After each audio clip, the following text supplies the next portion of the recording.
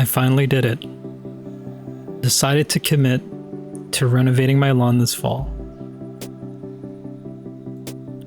My first application of glyphosate was done on July 31st. It's now August 25th. In between those times, I have been spraying or spot spraying any weeds that come up. As you can see, there's quite a bit of weeds that are starting to pop up again. So I'm going to have to spray those. I've been pretty happy with the results, but it did take a few days for me to start seeing the grass turn brown.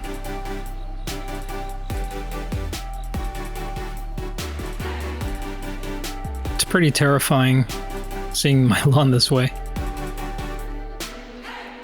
You put so much care into it, for several years, and just seeing it all completely dead is a whole new level of terrifying.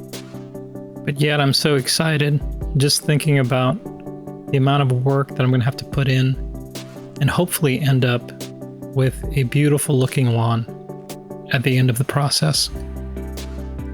Interestingly enough, when I first sprayed this lawn with glyphosate, I made a big mistake and I only used 1/3 of the recommended amount. But to my surprise, that was enough to kill off my entire lawn. I used the same rate on my second round of glyphosate on August 13th. And sure enough, that was enough to kill the remainder of the grass that I missed on the first round. As you can see, there's still quite a bit of weeds that are still popping up. I'm assuming these are from the bird droppings. Look at this guy. I'm not sure what that is, but it looks like a tree.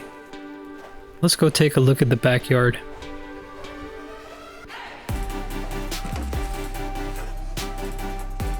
I did use the same rate as I did in the front yard, and it was also successful in killing the grass.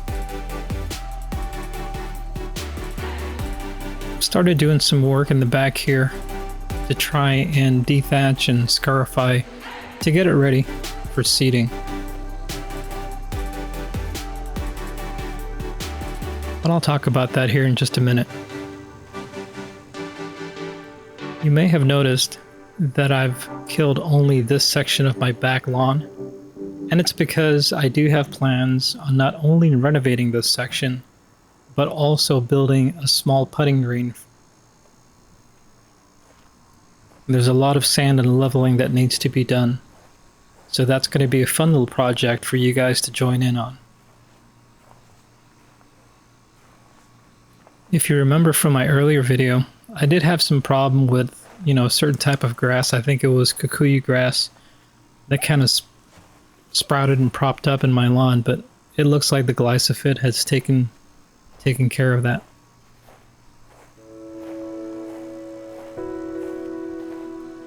This other untouched section, basically I'm going to be using this as an experiment.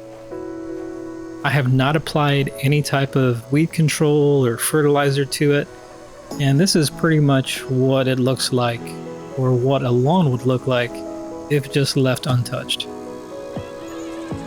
Amazingly horrible. So my plan is in fall, or as we get closer to the cooler fall season, I'm going to do a mini renovation on this and basically reseed and see what comes up. I'll apply certain products to it and see what works and what doesn't work. But the plan is to definitely reseed this area, and let's see what we can do as far as the renovation and get it back to where it should be.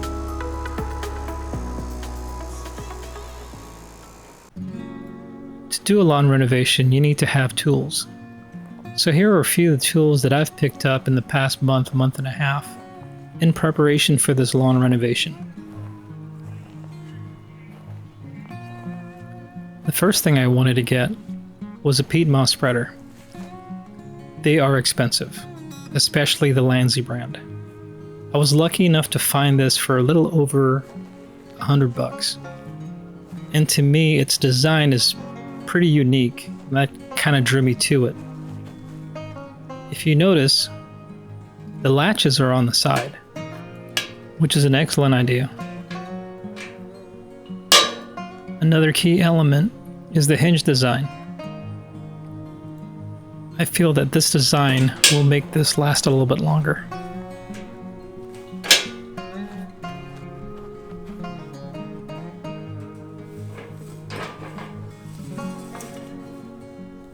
As you can see, it's pretty much a tab of metal. There's nothing welded on or screwed in.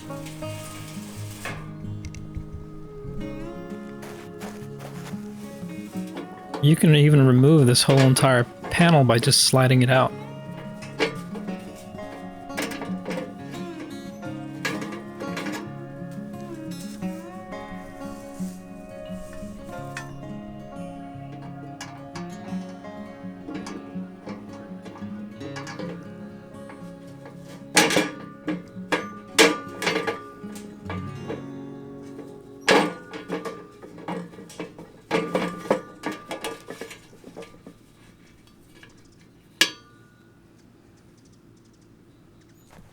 I'm hoping these little design features would just make it last a little bit longer.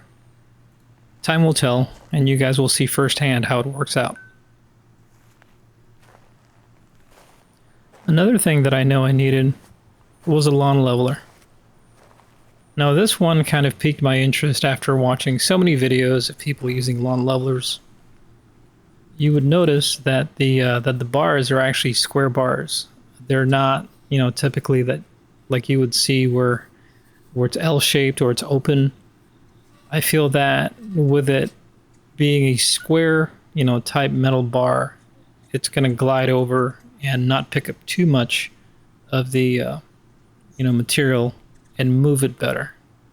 Again, this is going to be the first time using this, so you guys will see firsthand how it actually works for me.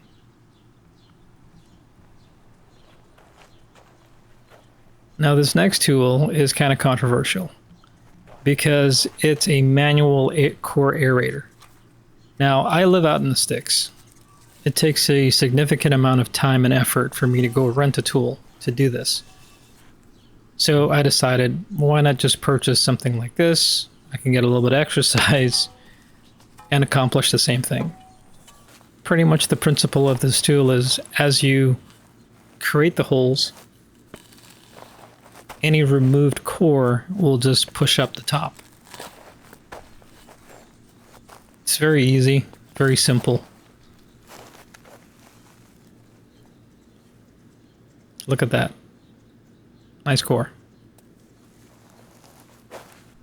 And the best part, it makes holes that I can backfill with sand. Now this big boy over here is a Wren dethatcher scarifier that is sold by Home Depot.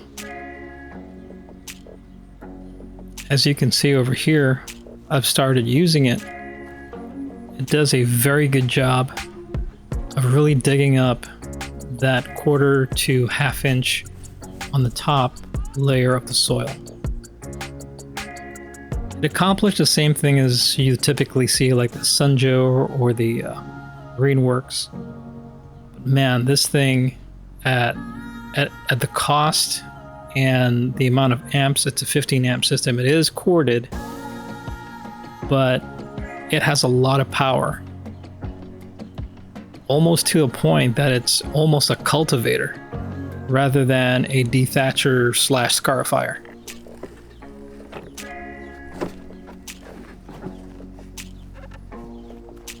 I was pleasantly surprised and impressed on the construction of this. I mean, being made out of plastic, something that looks more like a toy than anything.